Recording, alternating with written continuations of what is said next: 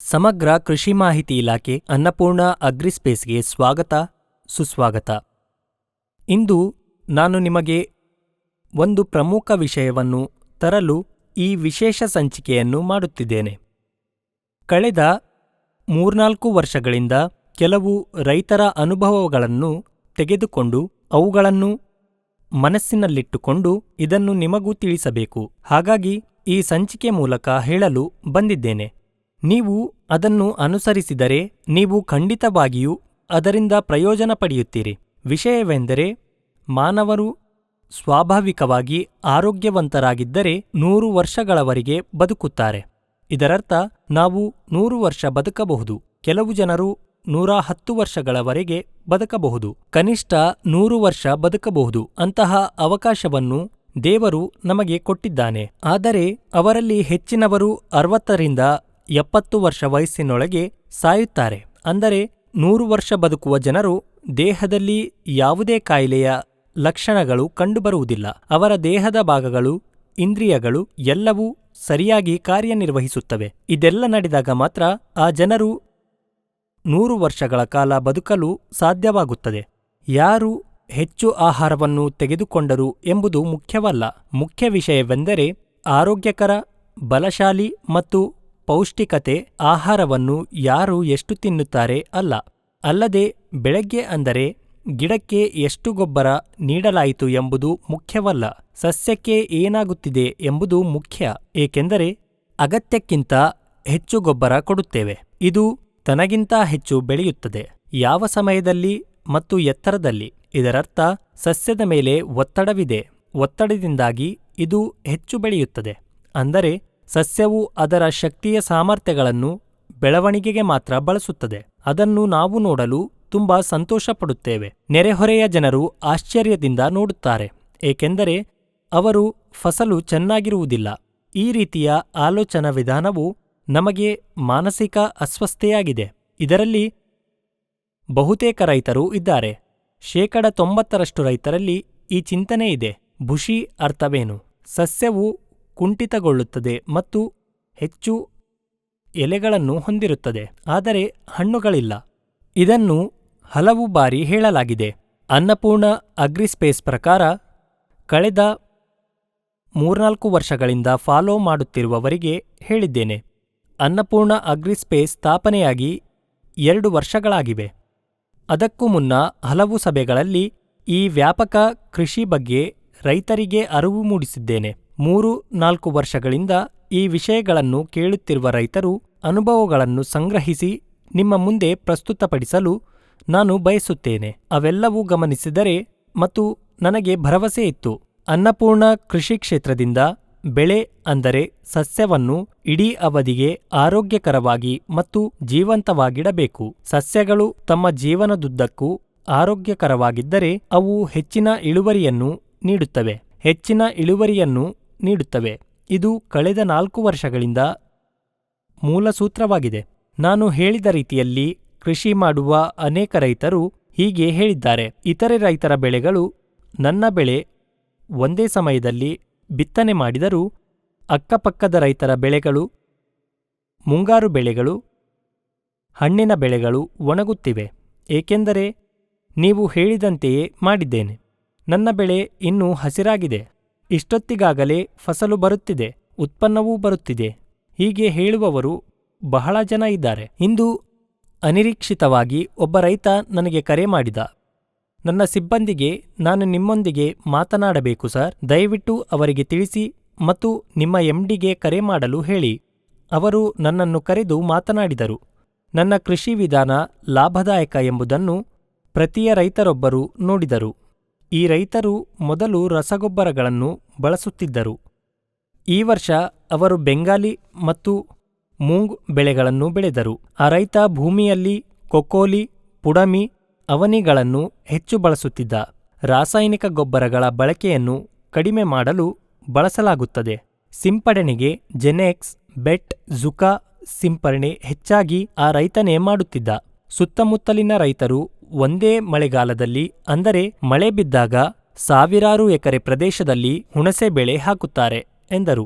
ಎಲ್ಲರೂ ಬೆಳೆಗಳು ಒಣಗಿವೆ, ಆದರೆ ನನ್ನ ಒಂದು ಬೆಳೆ ಹಸಿರು ತುಂಬಾ ಚೆನ್ನಾಗಿ ಬೆಳೆಯುತ್ತಿದೆ. ಅದು ದೊಡ್ಡ ಗಾತ್ರದಲ್ಲಿದೆ. ಕೊಂಬೆಗಳು ಸಹ ಚೆನ್ನಾಗಿ ಬರುತ್ತಿವೆ.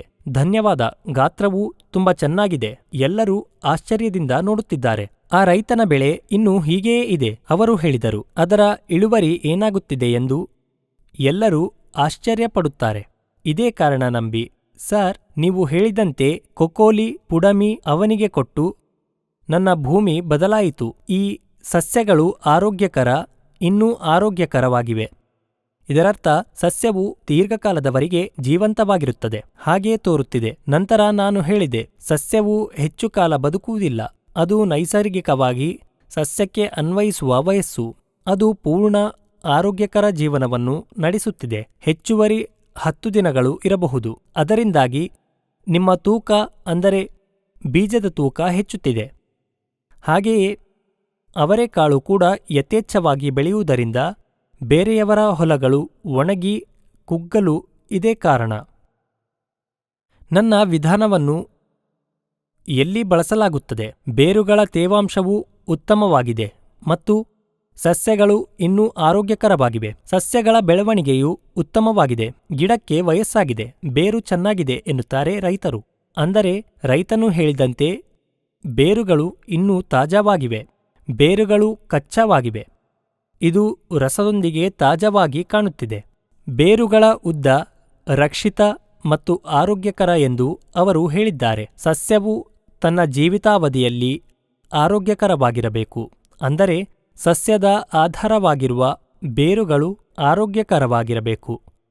ಬೇರುಗಳು ಆರೋಗ್ಯಕರವಾಗಿರಬೇಕು ಅಂದರೆ ನಮ್ಮ ಮಣ್ಣಿನ pH ಮಟ್ಟವು 6.5ರಿಂದ 7.5ರ ನಡುವೆ ಇರಬೇಕು. ಸಸ್ಯವು ಜೀವಂತವಾಗಿರುವವರೆಗೆ ಕಾರ್ಬೋನಿಕ್ ವಸ್ತುವು ಹೆಚ್ಚಿನ ಪ್ರಮಾಣದಲ್ಲಿರಬೇಕು ಮತ್ತು ಬೇರುಗಳಿಗೆ ಪ್ರಯೋಜನಾಗುವ ವಿವಿಧ ಸೂಕ್ಷ್ಮಾಣುಜೀವಿಗಳಿಂದ ಬೇರುಗಳನ್ನು ರಕ್ಷಿಸಬೇಕು.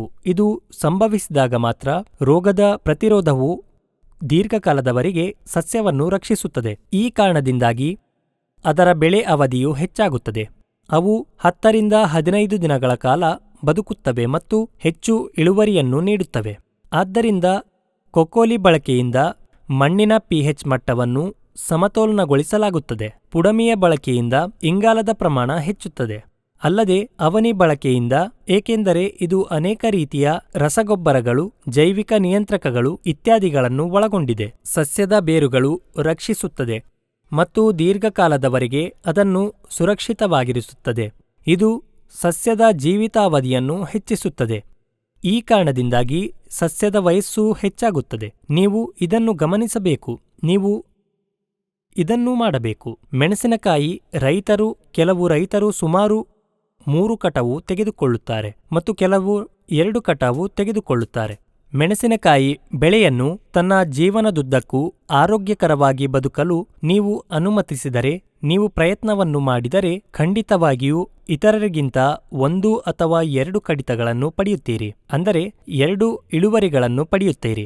ಆ ರೈತ ಒಂದು ಕಾಲದಲ್ಲಿ ರಾಸಾಯನಿಕ ಗೊಬ್ಬರಗಳನ್ನು ಹೆಚ್ಚಿನ ಪ್ರಮಾಣದಲ್ಲಿ ಬಳಸುತ್ತಿದ್ದ. ನಾನು ಹೇಳಿದ ನಂತರ ರಾಸಾಯನಿಕ ಗೊಬ್ಬರ 25 ಕೆಜಿ, 20 ಕೆಜಿ, 15 ಕೆಜಿ, ಅದಕ್ಕಿಂತ ಕಡಿಮೆ ಬಳಸಲಾಗಿದೆ. ಅವನಿ ಪುಡಮಿಯನ್ನು ಹೆಚ್ಚಾಗಿ ಬಳಸುತ್ತಾರೆ. ಇದು ನಾನು ಹೇಳಿದ್ದನ್ನು ಸೇರಿಸುತ್ತದೆ. ಆದರೆ ಕೊಕೋಲಿ ನಾನು ಹೇಳಿದ ಡೋಸನ್ನು ಮಾತ್ರ ನೀಡುತ್ತದೆ. ರೈತರು ಮೊದಲು ಬೆಳೆಗೆ ಉತ್ತಮವಾದ ಕೊಕೋಲಿಯನ್ನು ಆರಿಸಿಕೊಳ್ಳಬೇಕು. ಕೊಕೋಲಿ ಅನ್ನಪೂರ್ಣ ಆಯ್ಕೆಯಾದರೆ 10 ಕಟ್ಟುಗಳು ರಕ್ಷಣೆ ದೊರೆಯುತ್ತದೆ. 20 ಕೆಜಿ ಕೊಕೋಲಿ 10 ಕಟ್ಟುಗಳು 28ಕ್ಕೆ ಸಮಾನವಾಗಿರುತ್ತದೆ. ಹಾಗಾಗಿ ಇದೆಲ್ಲವೂ ಬಳಕೆಯಿಂದಾಗಿ ಅವು ಕೂಡ ನನಗೆ ಅದೇ ಹೇಳಿದರು. ಎಲ್ಲರ ಕೊಯ್ಲು ಸಂತೋಷವಾಗಿದೆ ಸರ್, ನನ್ನ ಬೆಳೆ ಇನ್ನೂ ಹಸಿರಾಗಿದೆ ಎಂದು ಅವರು ಸಂತೋಷ ವ್ಯಕ್ತಪಡಿಸಿದ್ದಾರೆ. ಹೀಗೆ ಈ ವಿಧಾನದಲ್ಲಿ ಬಳಸಬಹುದಾ ಎಂದು ನೀವು ಅದನ್ನು ಬಳಸಿ, ಅದರ ನಂತರ ನಾನು ನೋಡಿಕೊಳ್ಳುತ್ತೇನೆ, ಅದು ಏನಾದರೂ ಆಗಲಿ ಎಂದು ನಾನು ಅವರಿಗೆ ಹೇಳಿದೆ. ಅವರು ಮತ್ತೆ 10 ಕೆಜಿ ಹೆಚ್ಚು ಕೊಕೋಲಿ ಬಳಸಿದ್ದಾರೆ.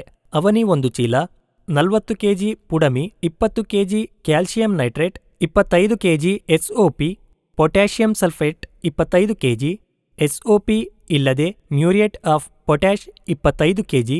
ಇವುಗಳನ್ನು ಹೆಚ್ಚುವರಿಯಾಗಿ 2 ಬಾರಿ ಬಳಸಬೇಕು. ಸಸ್ಯವು ಖಂಡಿತವಾಗಿಯೂ ಬದುಕುಳಿಯುತ್ತದೆ ಸಂಪೂರ್ಣವಾಗಿ ಮತ್ತು ನೀವು ಹೆಚ್ಚುವರಿ 2-3 ಬಾರಿ ಇಳುವರಿಯನ್ನು ಪಡೆಯುತ್ತೀರಿ. ಆ ರೈತ ಹಾಗೆ ಮಾಡಿದನು ಮತ್ತು ಎಲ್ಲಕ್ಕಿಂತ ಹೆಚ್ಚಾಗಿ ಆ ಪಟ್ಟಣದಲ್ಲಿ ಅತ್ಯಧಿಕ ಇಳುವರಿಯನ್ನು ಪಡೆದರು. ಅವರಿಗೆ ಬಂದ ಲಾಭದಿಂದ ಆ ವರ್ಷ 1 ಎಕರೆ ಜಮೀನು ಸಹ ಖರೀದಿಸಿದರು ಮತ್ತು ನನಗೆ ಧನ್ಯವಾದವನ್ನು ಹೇಳಿದರು. ನನಗೆ ಕರೆ ಮಾಡಿ ಧನ್ಯವಾದವನ್ನು ತಿಳಿಸಿದರು. ಆ ರೈತ ಹೇಳಿದರು, ಪ್ರತಿ ಬಾರಿಯೂ ಇದನ್ನು ನಿಮಗೆ ಹೇಳಲು ಸಾಧ್ಯವಾಗುತ್ತಿರಲಿಲ್ಲ.